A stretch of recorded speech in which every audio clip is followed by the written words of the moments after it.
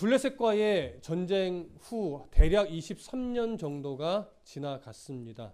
하나님은 사울에게 아말렉의 전쟁에서 불순종한 이후로 너의 왕위가 길지 못할 것이다 라고 하는 아주 중요한 경고적 메시지를 주셨었습니다. 그렇게 23년간 침묵하셨던 하나님은 23년 정도 지나갈 무렵에 사무엘을 통해서 다시 사울에게 명령을 하십니다. 아말렉 사람과 전쟁을 하는데, 아말렉과의 전쟁은 일반적인 전리품을 획득하는 이런 전쟁이 아니라 출애굽 때에 하나님이 이끌어 가시는 구속의 역사를 방해한 까닭에 그 아말렉 족속은 심판의 대상이 되었다.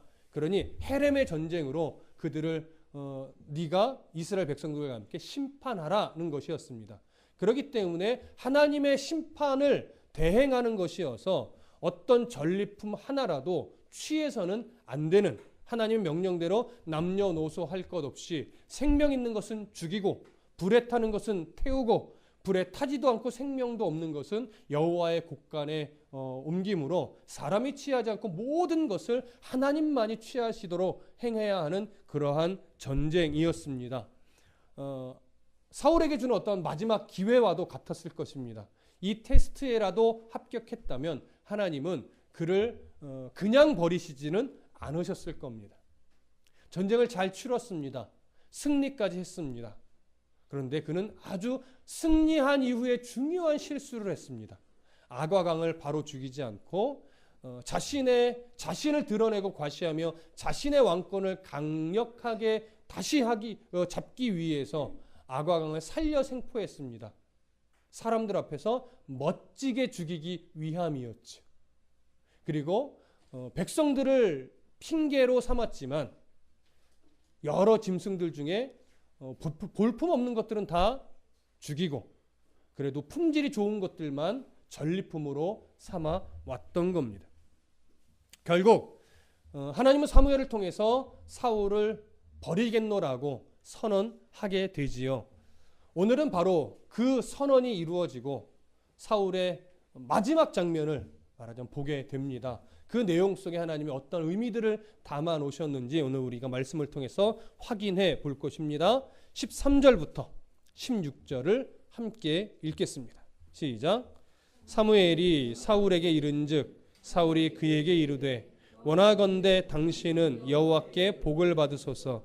내가 여호와의 명령을 행하였나이다 하니 사무엘이 이르되 그러면 내 귀에 들려오는 이 양의 소리와 내게 들리는 소의 소리는 어찌 됨이니까 하니라. 사울이 이르되 그것은 무리가 아말렉 사람에게서 끌어온 것인데 백성이 당신의 하나님 여호와께 제사하려 하여 양들과 소들 중에서 가장 좋은 것을 남김이요 그 외의 것은 우리가 진멸하였나이다 하는지라.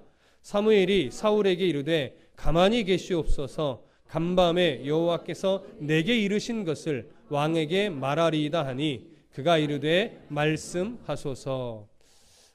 하나님이 진노하고 계시다는 사실을 사울 왕은 현재 모르고 있습니다. 하나님은 사무엘에게서만 나타나셔서 사울의 이 교만한 모습을 알려주셨습니다. 그래서 이제는 사울을 내가 버릴 것이다 라고 하는 작정하심을 사무엘에게 알려주었습니다. 안타깝게 기도했던 사무엘은 이제 사울이 있는 곳으로 왔습니다. 사무엘을 보자 사울은 아무 일 없었다는 듯이 반가이 맞이합니다.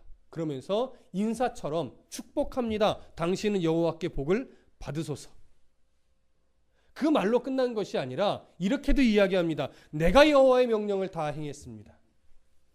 무슨 의미일까요? 사울은요, 어찌 보면 현재 자기가 뭘 잘못했는지도 모른다고도 말할 수 있습니다. 알면서도 이럴 수 있다라고 말할 수도 있습니다. 그런데 여러 학자들은요, 아무래도 사울은 현재 자기가 뭘 잘못하고 있는지도 깨닫지 못하는 것 같다라고 여기는 학자들이 더 많습니다. 뭘로 치고 있냐면 사울은 현재 형식적으로 이 전쟁에서 승리했습니다. 이미 승리했으니 하나님의 명령을 나는 제대로 수행한 것이다 라고 여겼고 하나님은 이 전쟁의 승리를 기쁘게 받으셨을 것이다 이렇게 여기고 있는 겁니다. 그러나 우리가 성경을 통해서 늘 발견하듯이 전쟁의 승리냐 패배냐는 하나님의 관심이 아닙니다. 왜냐하면 하나님은요, 전쟁에서 승리 주는 것은 어려운 일이에요, 쉬운 일이에요? 너무나 쉬운 일입니다. 이런 하나님이 성도의 삶을 이끌어갈 때 돈을 주는 게 쉬울까요? 심령을 바꿔내는 게 쉬울까요? 잘 아시네요. 근데 우리는 돈을 주실 때의 감격이 제일 말 안 해도 아시죠? 우리의 신앙이 사실은 넘어서기 참 어려운 부분이기도 합니다. 하나님이 물질의 풍요를 주시는 은혜보다요, 감기를 낫게 하시는 것이 더 큰 기적이에요. 사실은. 내가 오늘 호흡하고 살아갈 수 있다라고 하는 것이 사실은 더 큰 기적이에요. 우리 정일현 집사님의 최근의 고백대로라면 편히 화장실 가서 대소변을 볼 수 있는 것이 물질을 채워주는 것보다 더 큰 기적이고 더 큰 복입니다. 오늘 사울의 착각은 뭐냐면 전쟁에 승리했으니 하나님이 기뻐하실 것이다. 형식적으로는 분명히 승리했지만 하나님이 보시는 것은 외형적 승리가 아니라 내면적 순종이죠. 어떤 순종이에요? 하나님이 명하신 대로. 그렇기 때문에 지금 사울은 내면적으로는 완전히 실패한 전쟁을 하고 있는 겁니다. 네, 내면적으로 실패했다라고 하는 것을 왜 인식하지 못해요?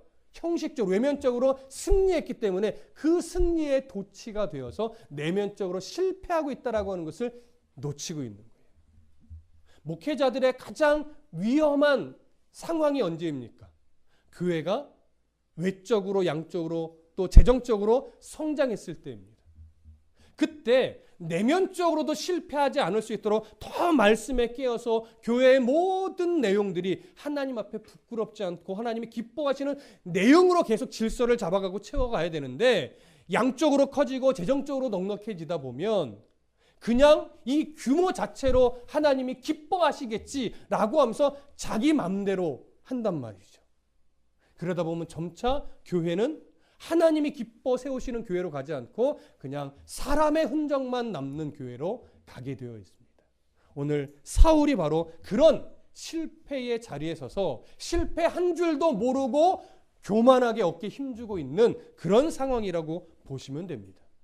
그래서 그 참 우매한 말을 사무엘이 듣고 뭐라고 말하냐면, 그러면 내 귀에 들려오는 이 양의 소리와 내 귀에 들리는 소의 소리는 어찌 됨입니까? 이렇게 묻죠. 사울이 그래도 좀 깨어 있었다면 이 말에 딱 양심이 찔려야 되는 거예요. 그래서 정신을 차렸어야 돼요. 그런데 사무엘의 이 말을 듣고 뭐라고 말합니까? 아, 그거요.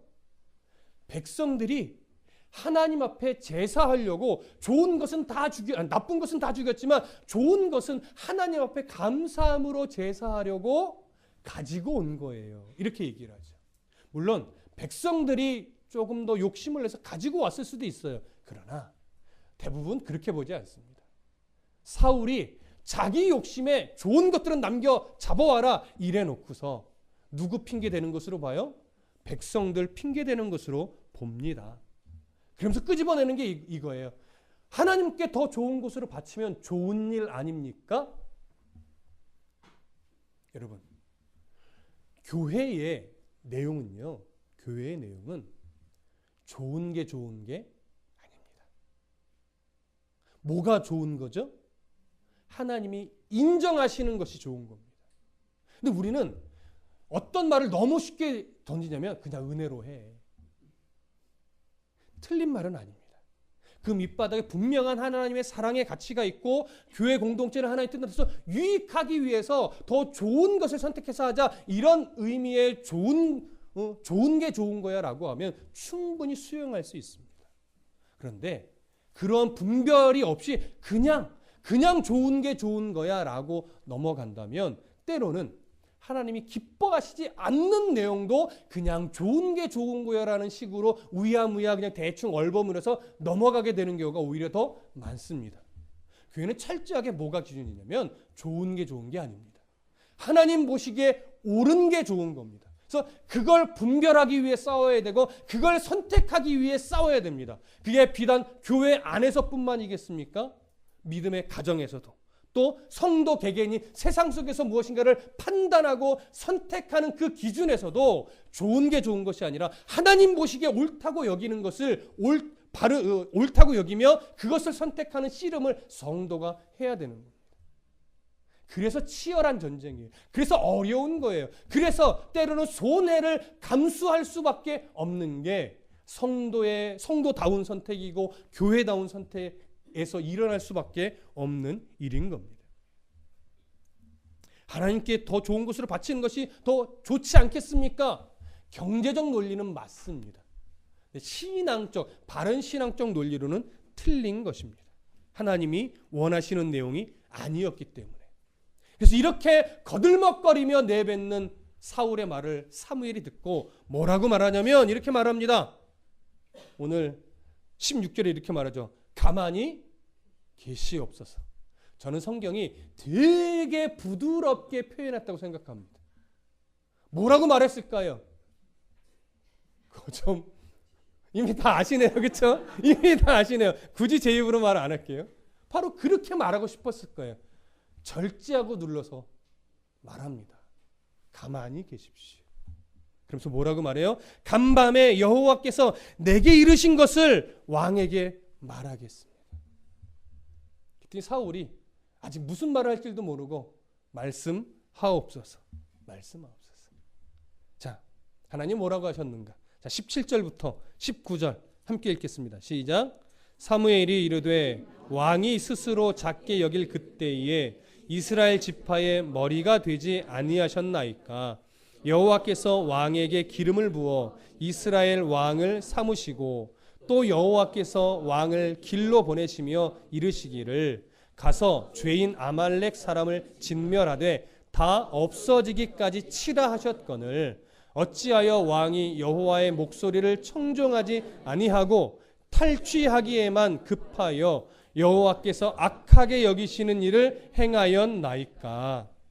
하나님이 사울을 그래도 백성들의 외침 속에서 그래도 사울을 왕으로 삼으신 중에는 그래도 하나의 가능성을 보신 것 같습니다. 뭐였을까요?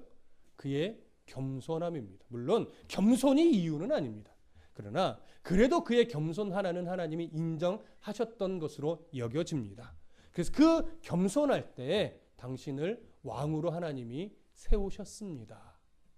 그런데 왜 당신은 하나님께서 보내서 세우시고 명령하신 그 길에서 아말렉 사람을 철저하게 진멸하라 하셨는데 왜 여호와의 목소리를 귀담아 듣지 않고 하나님이 악하게 여기시는 바로 그 일을 행했습니까? 이 얘기를 하는 겁니다. 자, 하나님이 악하게 여기신 그 일이 결국 뭐예요? 오늘 본문에 나타난 두 가지죠. 첫 번째는 뭡니까? 아과광을 의도를 가지고 이걸 저는 이렇게 표현하고 싶어요. 자기의 꿍꿍이를 가지고 살려놨어요. 죽이긴 하겠지만. 두 번째는 뭐예요? 짐승, 가축들을 좀 볼품없는 것은 죽이고 좀 품질이 좋은 것만 하나님께 제사를 드리겠다라고 하는 걸 빌미 삼아 전리품처럼 끌어온 것이지. 타당성은 있어 보입니다. 그러나 이 전쟁을 바라보는 사울의 시선과 하나님의 시선이 얼마나 다른지를 여실하게 보여주고 있는 겁니다. 사울은 이거예요. 전쟁에서 승리만 하면 되지 않겠느냐. 하나님이 결국 승리를 원하시는 게 아니겠느냐. 여러분, 종교다운주의 결국 강조하는 게 뭡니까? 끝이면 우리 가면 똑같은 구원 아니냐 이거예요.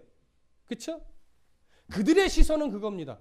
결국 구원에 이르는 것은 출발점이 다를 뿐 결과는 같지 않느냐 이거죠. 맞아요? 틀려요? 틀려요. 가장 중요한 게 없어요. 다른 종교에는. 뭐가 없어요? 그렇죠.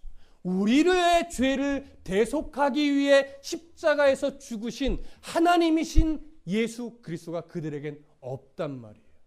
대부분의 종교는 뭡니까?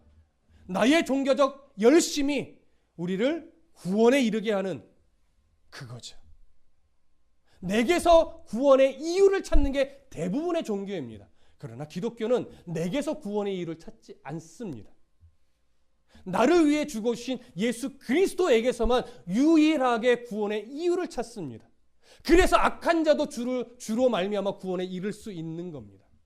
그러니 세상적 논리로는 악한 자가 구원에 이르는 것이, 그러니까 이건 세상적 기준의 악한 자입니다. 하나님 보시기에 악한 자가 아니라 악한 자가 구원에 이르는, 악하게 보이는 자가 구원에 이른다는 것이 세상의 기준으로는 말이 되지 않죠. 그런 것처럼 사울의 시선은 하나님의 뜻과 벌어져 있는데 자기 기준에 하나님도 이것이 기뻐하실 거야, 이렇게 자기 속에는 옳은 대로 판단하고 생각하고 있는 거예요. 뭐가 없기 때문에? 말씀을 근거로 하는 하나님이 누구신지에 대한 바른 지식이 없으니까 그렇게 생각하는 겁니다. 하나님이 이 전쟁을 보는 시선은 뭡니까? 철저하게 다 죽이라는 거죠. 내가 원하는 대로, 내가 원하는 내용을 가지고, 내가 원하는 방법으로 너 그렇게 전쟁을 치루어야 한다 이거예요. 그렇게 치르지 않으면 결과적으로는 전쟁에 승리했어도 내가 원하는 전쟁이 아니라는 거죠. 바로 이 두 가지가 큰 차이입니다. 목회자, 성도, 교회 똑같습니다. 하나님이 기뻐하시는 내용으로 채워져 있는 교회여야 하고, 하나님이 원하시는 그 순종함이 흔적으로 나타나 있는 삶이어야 합니다. 그것이 없으면 아무리 유명한 목회자가 돼도, 아무리 세상에서 잘 나가는 성도가 돼도 하나님이 보실 땐 아무 의미 없습니다. 우리는 그걸 아주 분명하게 가슴에 새겨 놓아야 할 것입니다. 자, 본문으로 다시 돌아가셔서 22절과 23절을 읽겠습니다. 22절과 23절 함께 읽습니다. 시작. 사무엘이 이르되 여호와께서 번제와 다른 제사를 그의 목소리를 청종하는 것을 좋아하심같이 좋아하시겠나이까.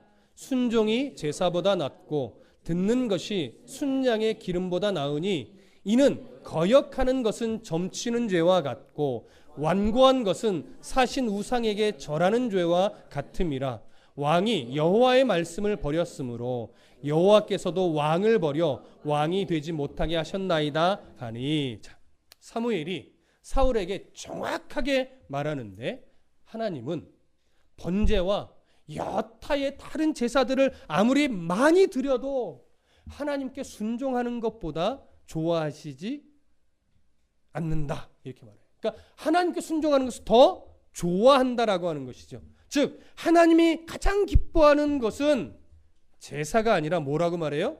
하나님의 말씀을 듣고 순종하는 것이라고 합니다. 자, 잘 들으십시오.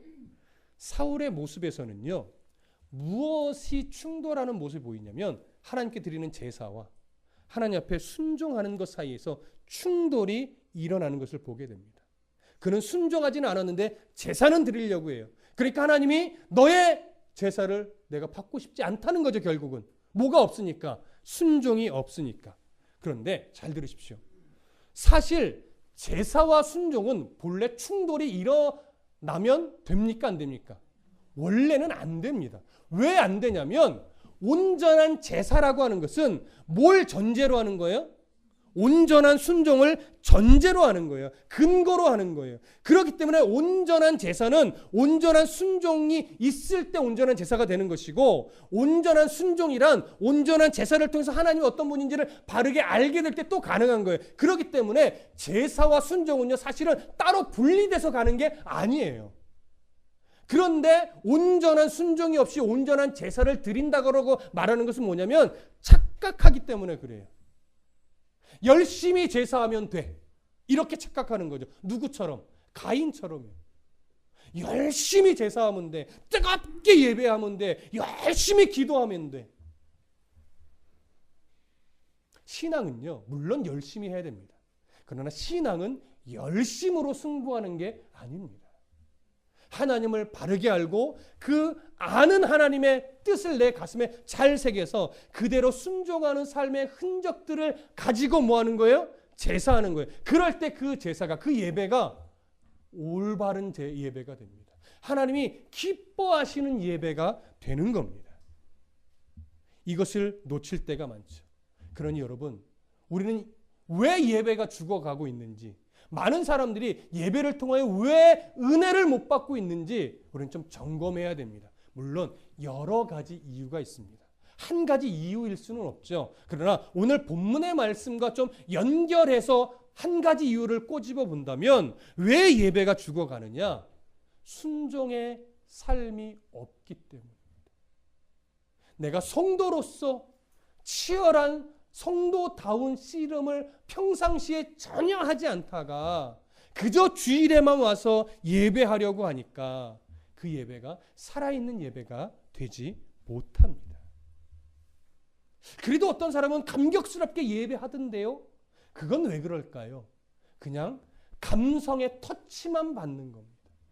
하나님이 기뻐 받으시는 예배가 되지는 못하고 내가 오늘 뜨겁게 내가 열심히 노래했어. 찬양했어. 나 오늘 부르짖어 기도했다. 야, 기도하는 중에 눈물도 나더라고. 라고 하는 어떤 종교적 카타르시스를 느끼고 나서 그걸 하나님이 기뻐하는 제사라고 착각하는 거예요.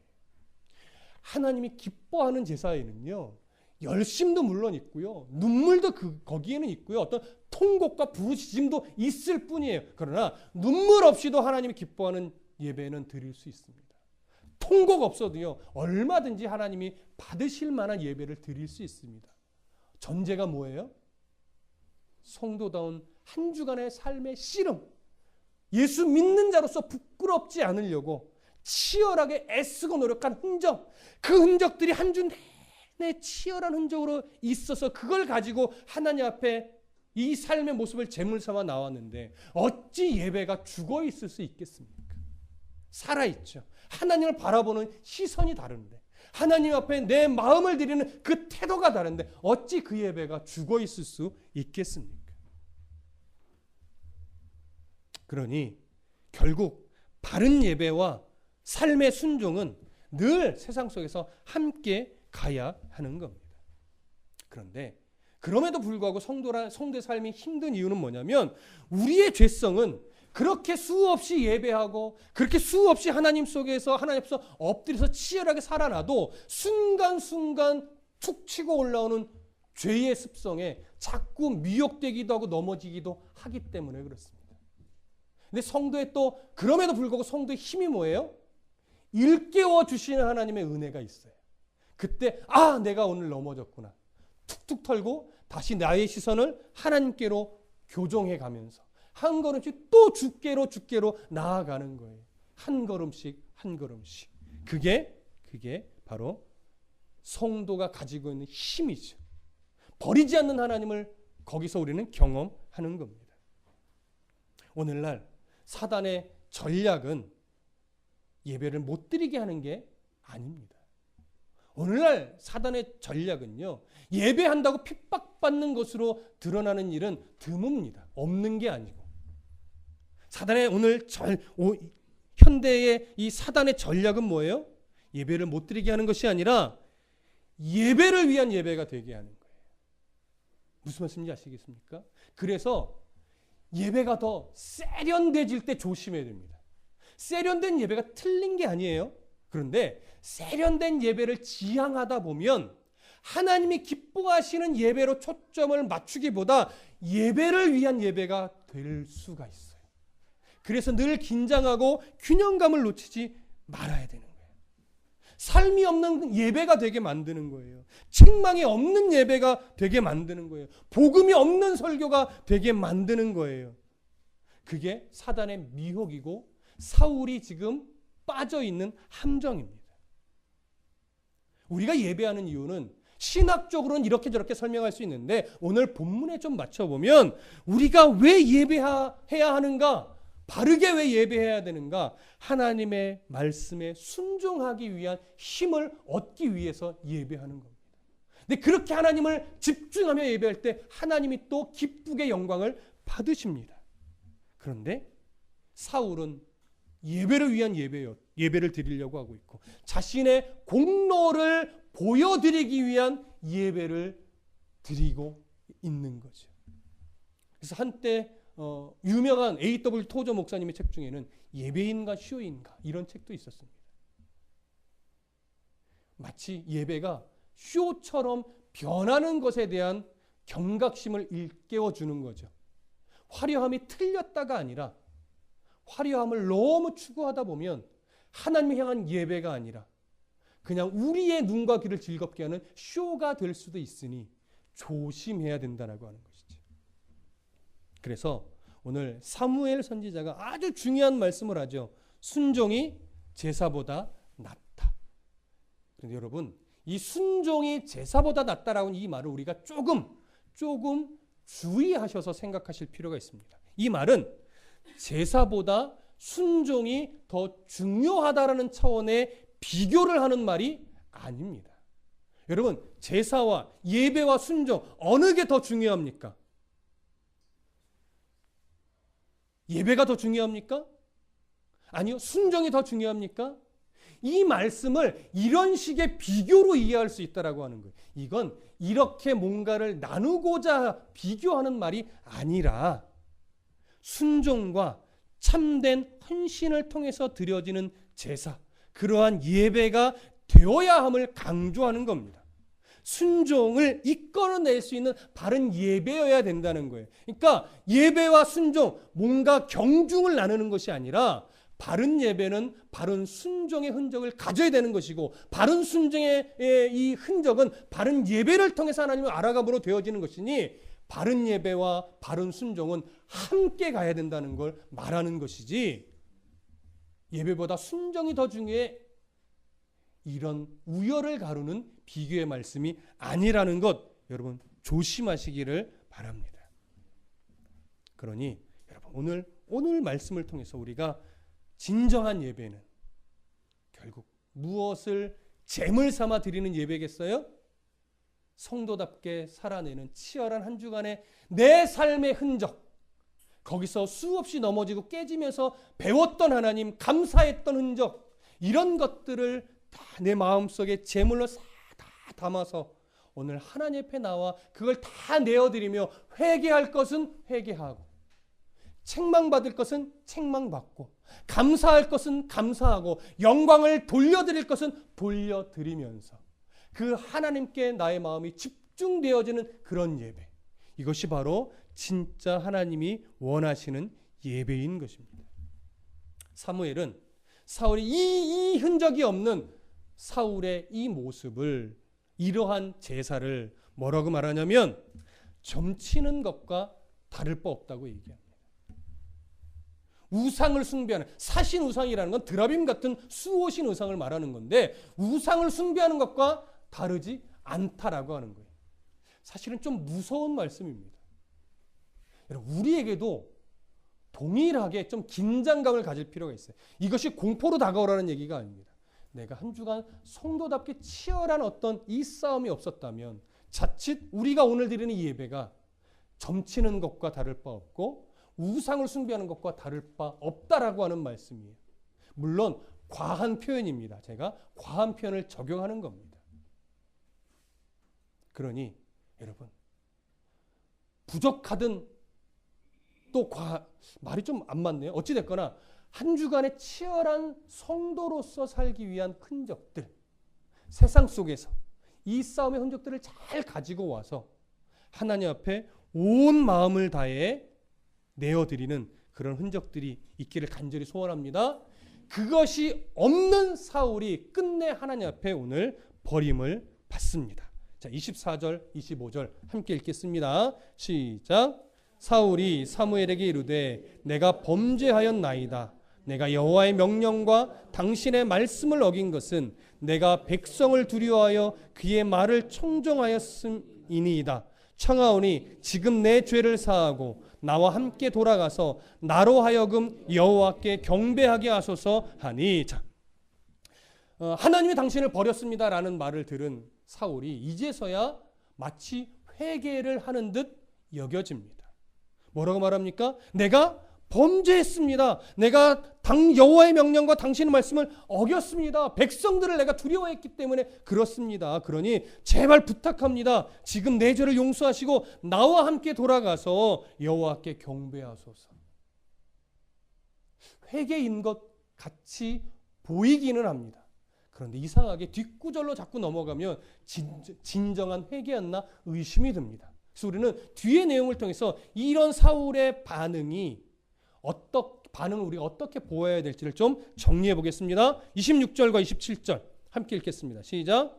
사무엘이 사울에게 이르되 나는 왕과 함께 돌아가지 아니하리니 이는 왕이 여호와의 말씀을 버렸으므로 여호와께서 왕을 버려 이스라엘 왕이 되지 못하게 하셨음이니이다 하고 사무엘이 가려고 돌아설 때에 사울이 그의 겉옷자락을 붙잡음에 찢어진지라. 자, 먼저 사무엘의 반응에서 하나 알 수 있죠. 사무엘은 지금 사울의 이 회개와 같이 여겨지는 말을 회개로 인정했습니까? 인정하지 않았습니까? 인정하지 않았죠. 내가 당신 왕과 함께 가지 않을 겁니다. 이미 하나님은 당신을 버렸습니다. 하나님은 마음을 그렇게 쉽게 바꾸시는 분이 아닙니다. 이 얘기를 하는 거예요. 그래서 휙 돌려서 가는데 사울이 사무엘의 겉옷자락을 쫙 붙잡아요. 근데 어떻게 됐대요? 찢어졌대요. 여러분, 찢어진 게 뭐 중요하다고 이렇게 여기다가 자세하게 기록했을까요? 이상하게요. 이게 어떤 암시가 있다라고 보는 학자들이 많은데 굳이 아니다라고 말할 필요는 없을 것 같아요. 어떤 암시냐면, 자, 26절에 옷자락을 잡았는데 어떻게 했어요? 찢어졌어요. 이 찢어졌다는 표현 하나 기억하시고 28절 한번 보세요. 28절 함께 읽어보시겠습니다. 시작. 사무엘이 그에게 이르되 여호와께서 오늘 이스라엘 나라를 왕에게서 떼어 왕보다 나은 왕의 이웃에게 주셨나이다. 이렇게 말하죠.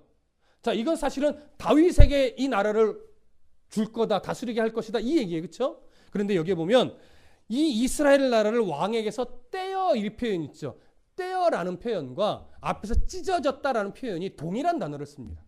카라라고 하는 거예요. 그래서 이것을 어떤 암시로 보냐면 이 옷자락이 찢어진 것은 하나님이 이제 사울의 이 왕권을 버리고 그 왕권을 떼어서 찢어서 누구에게 줄 것을 보여준다? 다윗에게 줄 것을 여기에 암시처럼 담아놓은 것이다. 이렇게 보기도 하는 겁니다. 이미 어찌됐거나 중요한 건 하나님이 사울을 폐위시킬 것을 이미 확고하게 결정하셨다라고 하는 것을 여기서 우리는 볼 수 있습니다. 그래서 29절에 이런 말씀까지 있는 겁니다. 이스라엘의 지존자는 거짓이나 변개함이 없으시니 그는 사람이 아니심으로 결코 변개하지 않으심이니이다 하니. 마지막 테스트까지 실패하고 결국 완전히 버림받은 사울을 여기서 볼 수 있습니다. 자, 30절 31절 함께 읽습니다. 시작. 사울이 이르되 내가 범죄하였을지라도 이제 청하옵나니 내 백성의 장로들 앞과 이스라엘 앞에서 나를 높이사 나와 함께 돌아가서 내가 당신의 하나님 여호와께 경배하게 하소서 하였더라. 이에 사무엘이 돌이켜 사울을 따라가매 사울이 여호와께 경배하니라. 사울이 사무엘에게 함께 가서 예배해 주십시오라고 요청한 이유가 여기서 정확하게 드러납니다. 30절에 뭐라고 말합니까? 사울이 이르되 내가 범죄하였을지라도 이제 청하옵나니 내 백성의 장로들 앞과 이스라엘 앞에서 나를 높이사. 이거예요. 사울이 원하는 것. 내가 지금 하나님께 버림받았다라고 하는 것을 백성들이 알면, 이스라엘 장로들이 알면 나를 이제 무시하고 업신여길 텐데 그러지 않도록 나와 함께 예배 드려주셔서 내 권위를 좀 땅에 추락시키지 말아 주십시오. 그들 앞에서 나를 계속 좀 높여 주십시오. 그래서 내가 이 왕권을 계속 유지할 수 있도록 해 주십시오. 이 얘기를 하는 거예요.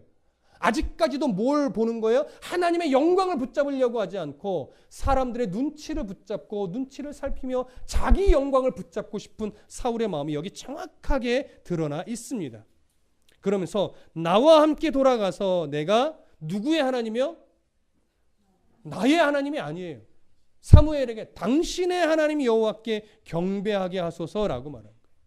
사울이 어떻게 반응할까요? 사무엘이 내가 한번 안 간다고 했죠? 그리고 휙 돌이켜서 갔을 것 같은데 이상하게 31절에 보면 뭐라고 말해요? 이에 사무엘이 돌이켜 사울을 따라가매 사울이 여호와께 경배하였더라. 왜? 체면 유지의 수단으로 지금 요청을 했던 건데 왜 따라갔을까요? 처음에 안 따라간다, 같이 안 간다라고 딱 거절해 놓고서 지금 왜 따라갔을까요? 한번 고민해 보실 필요가 있습니다. 만약에 사울이 진심으로 회개했다면 따라갈 수 있다고 여겨져요. 여러분 생각해 보십시오. 만약에 사울이 진심으로 회개했다면 원래는 어떤 반응이 먼저 나와야 될까요? 첫 번째, 아가강을 먼저 빨리 죽였어야 돼요. 사람들 앞에서도 아니고 그냥 조용히. 두 번째, 뭘 했어야 될까요? 가축들도 다 죽였어야 돼요. 세 번째, 뭘 해야 됐을까요? 이제서야 옷을 찢고 금식하고 머리에 재를 뒤집어 쓰고 하나님 앞에서 회개하며 통곡해야 돼요. 그러고 나서 요청을 하는 게 맞아요. 그런데 그런 해야 될 회개의 행위는 전혀 없이 백성들 앞에서 장로들 앞에서 나를 좀 높여주십시오. 이런 말도 안 되는 요청만 하고 있는데 두 번째 요청을 했을 때 사무엘 선지자가 어떻게 해요? 따라가줬어요. 함께 예배도 드려준 것 같아요. 왜 따라갔을까요? 사무엘이 안 간다고 기껏 해놓고 사무엘 선지자 이랬다 저랬다는 걸까요? 그렇게 보기는 어렵겠죠. 그래서 아마 분명한 이유가 있을 텐데 단정하기는 어려우나 이렇게 보는 것이 더 좋을 것 같습니다. 지금 아직 누가 살아있어요? 아각이 살아있어요. 아각이 살아있고 아각이 살아있다는 얘기는 현재 하나님이 명하신 헤렘의 전쟁, 아말렉에 대한 심판이 완전히 끝났다는 겁니까? 아직 안 끝났다는 겁니까? 사울의 입장에서는 끝났어요. 그런데 사무엘이 하나님의 시선으로 볼 때는 아직 안 끝난 거예요. 그러니 이렇게 돌아가 버리면 사울이 아가강을 어떻게 할지 아직 정확하게 모르는 거죠. 그래서 사무엘은 자기 시선 앞에서 아말렉과의 이 헤렘의 전쟁이 매듭짓는 것을 보고 돌아갈 필요가 있다라고 여긴 것 같습니다. 그리고 또 한 가지는 아직은 다윗이 왕위를 이어받은 것이 아니기 때문에 그때까지는 그래도 사울을 통해서 나라의 어떤 정치가 혼선이 빚어지지는 않아야 되겠다. 그래서 조금은 예배를 하면서 사울을 그냥 지금 바닥으로 추락시키지는 않아야 되겠다라고 판단한 것으로 여겨집니다. 그래서 질서 유지 차원에서 함께 돌아가서 제사를 드려주고 아각을 죽이는 것까지 마무리하고 돌아가려고 했던 것으로 보는 것이 가장 자연스러운 이해일 것 같습니다. 그래서 뒤에 무슨 내용이 나와요? 아각을 죽이는 장면이 나오는 겁니다. 32절과 33절 함께 읽겠습니다. 시작. 사무엘이 이르되 너희는 아말렉 사람의 왕 아각을 내게로 끌어오라 하였더니 아각이 즐거이 오며 이르되 진실로 사망의 괴로움이 지났도다 하니라. 사무엘이 이르되 네 칼이 여인들에게 자식이 없게 한 것 같이 여인 중 네 어미에게 자식이 없으리라 하고 그가 길갈에서 여호와 앞에서 아각을 찍어 쪼개니라. 자, 조금 난제가 하나 있습니다. 32절 보시면 사무엘이 이르되 너희는 아말렉 사람의 왕 아각을 내게로 끌어오라. 아각을 끌어오라고 누가 명령한 거예요? 사무엘 선지자가 명령한 거예요. 근데 아각이 이상한 반응을 해요. 뒤에 뭐라고 말합니까? 아각이 즐거이 와요. 여러분 이 분위기가 좀 이해되세요? 아각이요 즐겁게 오면서 뭐라고 말하냐면 진실로 사망의 괴로움이 지나갔도다. 자기가 죽을 거라 생각한 거예요? 죽지 않을 거라 생각한 거예요? 이게 무슨 상황이냐고요? 왜? 어렵죠. 학자들도 좀 어려워합니다. 그래서 우리가 볼 수 있는 건 이거예요. 뭐가 힌트냐면 사울이 아각을 부르지 않고 누가 불렀어요? 사무엘 선지자가 불렀다라고 하는 거예요. 그래서 아각의 착각인 거죠. 아, 사울이 불렀으면 나를 백성들 앞에서 심판해서 죽이려고 부른 걸 텐데 종교 지도자인 사무엘이 부르는 것으로 보아 아, 내게 은혜를 베풀려 그러나 보다 라고 여기고 아, 죽음의 그림자가 이제는 지나갔구나. 내가 무엇인가 지금 은혜를 입어 살 수 있는 길이 열렸은 것 같다. 이렇게 착각하고 룰루랄라 나온 거라고 여겨지는 거죠. 현재는 이게 최선입니다. 이건 좀 정답을 말하는 것이 아니라 아, 이렇게 보는 것이 현재 문맥상은 가장 자연스럽게 이해할 수 있는 범위로 여겨지는 겁니다. 그랬는데 사무엘이 어떻게 합니까? 그에게 죽이는 것을 그냥 죽이는 것이 아니라 무엇 때문에 죽는다는 거예요? 결국 이 얘기는 너희들의 선조 때부터 하나님을 대적한 죄로 말미암아 이제 네가 죽는 것이다 라고 하면서 길갈에서 여호와 하나님 앞에서 아각을 찍어 쪼개어 죽이는 것입니다. 이제 이것으로 인해서 아말렉과의 헤렘의 전쟁은 뭐가 된 겁니까? 마무리, 매듭이 지어진 겁니다. 하나님의 공의가 이렇게 실현이 되었습니다. 마지막 34절 35절 함께 읽겠습니다. 시작. 이에 사무엘은 라마로 가고 사울은 사울 기브와 자기의 집으로 올라가니라. 사무엘이 죽는 날까지 사울을 다시 가서 보지 아니하였으니 이는 그가 사울을 위하여 슬퍼함이었고 여호와께서는 사울을 이스라엘 왕으로 삼으신 것을 후회하셨더라. 사무엘이 죽는 날까지 사울을 보지 않았다라고 합니다. 그러면서 사무엘이 사울로 인해서 뭐 했대요? 슬퍼했대요. 하나님은 사울로 인해서 마음에 어떠했대요? 후회했대요. 둘 다 동일한 표현입니다. 안타까워하는 겁니다. 조금만 하나님의 뜻에 더 순종하지. 안타까워하는 그런 마음을 하나님의 입장에서는 후회라고 표현하는 것이고 사무엘의 입장에서는 슬퍼했다라고 표현하는 것입니다. 무엇을 보여주는 거냐면 하나님이 사울을 처음부터 미워해서 아예 버리려고 작정하고 그를 세운 것은 아니다라고 하는 겁니다. 그의 완악함이, 그의 죄성이, 그의 탐심이 결국 이렇게까지 간 것입니다. 이제 16장부터는 이제 다윗을 중심으로 해서 이제 이야기가 흘러갈 겁니다. 우리는 이 사울의 이야기 속에서 중요한 교훈 하나를 놓치면 안 될 것입니다. 무슨 교훈일까요? 사울의 가장 큰 실패의 요인은 이겁니다. 하나님의 눈치를 보기보다 누구의 눈치를 봤어요? 사람의 눈치를 봤어요. 하나님의 영광을 붙잡기보다 누구의 영광을 붙잡으려고 했어요? 자기의 영광을 붙잡으려고 했습니다. 우리들의 삶도 똑같습니다. 하나님의 영광을 붙잡는 삶이 되어야 합니다. 나의 영광, 나의 부요함, 나의 명예, 이런 것을 붙잡기 위해 하나님의 영광을 뒷순위로 밀어넣으면 사울처럼 됩니다. 내가 좀 손해보더라도, 내 명예가 없어진다 할지라도, 내 인기가 없다 할지라도, 내가 좀 가난하게 살지라도 누구의 영광을 붙잡아요? 하나님의 영광을 붙잡기 위해 치열한 믿음의 삶을 살아내야 하는 겁니다. 그럴 때 하나님이 나를 필요한 곳에 필요한 위치로 올려 세워 주시는 겁니다. 사울처럼 이기적인 예배자가 되지 마시고 삶의 순종이 담겨 있는 그런 온전한 예배자가 되시기를 간절히 축복합니다.